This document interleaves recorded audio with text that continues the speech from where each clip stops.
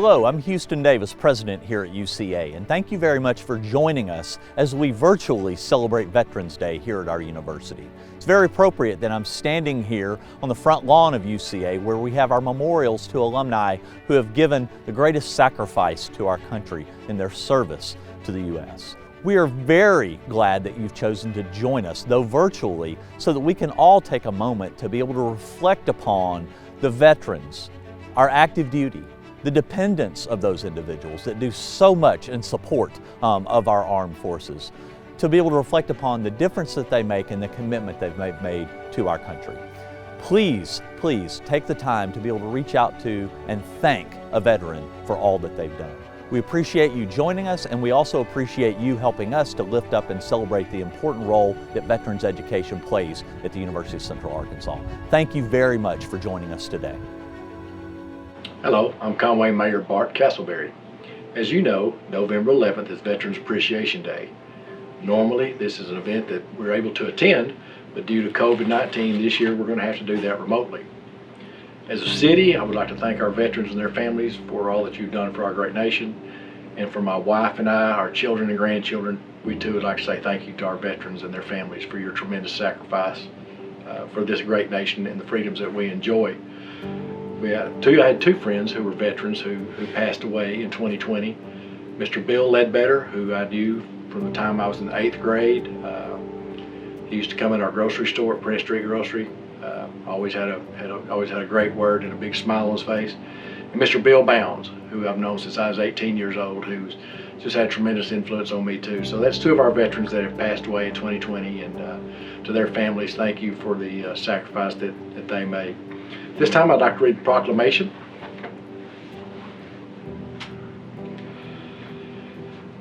Veterans Appreciation Day, November 11th, 2020.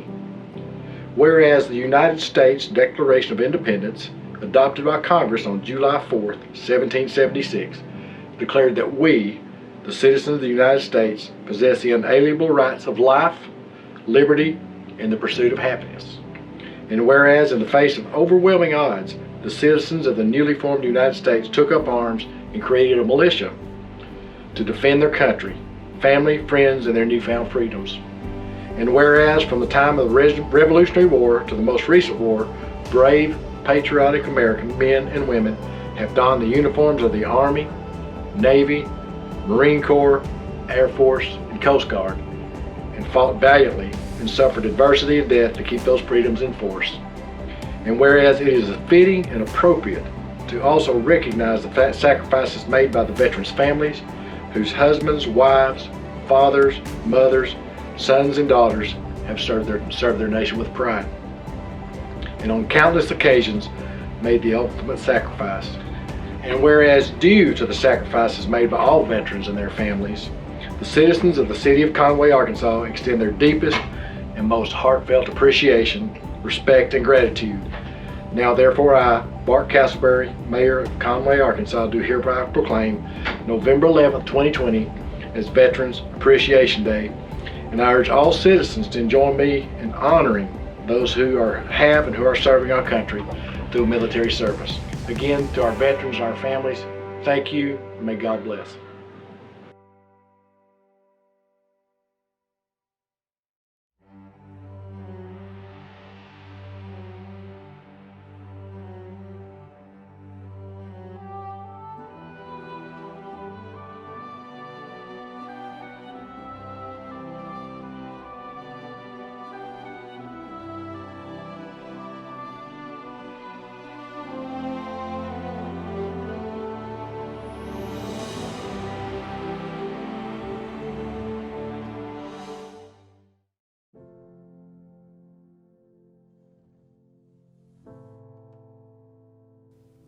The Japanese, or the Empire of Japan rather, bombed Pearl Harbor on December 7th, 1941. After that happened, the president of the university, at that time, our president of Arkansas State Teachers College was Nolan Irby. He called a war assembly that was held in Ida Waldron Auditorium, and both men and women students were there. And he told the men students to get your records in order because you'll be leaving soon.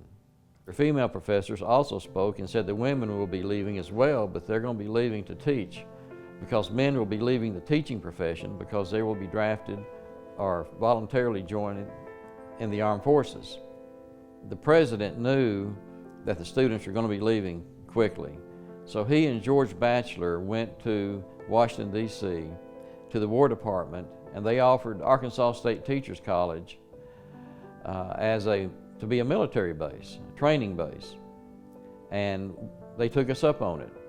And fairly soon we were home to the Women's Army Corps Branch Number 3, a temporary branch of the Women's Army Corps.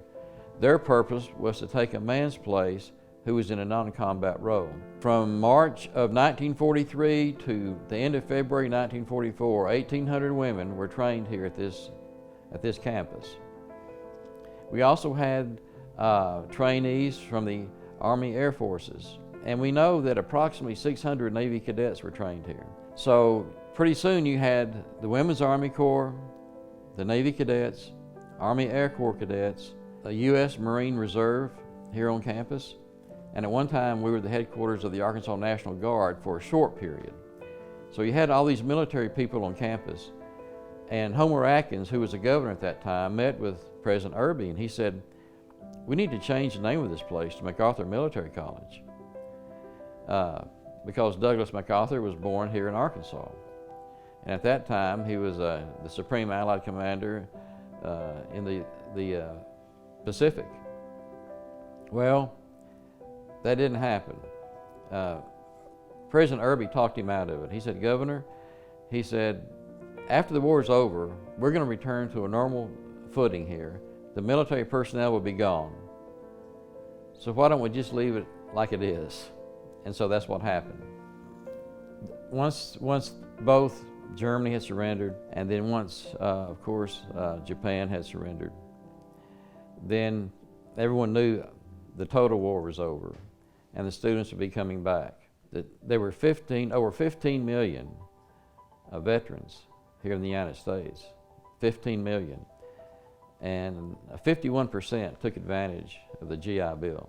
So we quickly went from 289 students in 1943 to over 1,400 in 1947.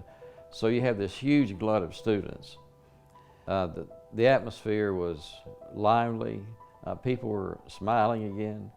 They were happy the war was over. Many people know that we have the oak trees at UCA that were named for each veteran that had been killed in World War II. But what happened over time is that there was no markers, and as the faculty retired and moved on and the students graduated, the purpose of those oak trees fell out of memory. These trees were planted for veterans who were killed, our alumni who were killed. I said, we should do something for them to correct this. What we decided was to build a black granite monument with gold lettering. And we thought that would be the best, and we came to an agreement on that. Then we came to an agreement on the words that should be on the monument. And so that we created that rather quickly, and we dedicated it on October the 3rd, 2003. Also, we built another monument after the World War II monument. President Tom Courtway asked me to chair a committee to build what we call the UCA War Memorial. That memorial is for veterans of all of the wars. The reason the World War II veterans had their own monument is because of the large number that were killed. And they deserve their own monument because, frankly speaking, there were so many killed, they took up most of the monument, of course. We can still add names if we find out that we left someone off, but we needed two monuments. So the War Memorial that President Courtway ordered built has names from people who served in Korea, Vietnam, Somalia, and of course the global war on terror. That's a beautiful monument too. So I hope that people will take the time to go look at these monuments and remember the ultimate sacrifice that these people made. And that's what I want people to do, is to know that the reason that we can live in freedom today is because of what other people did before us that gave their lives.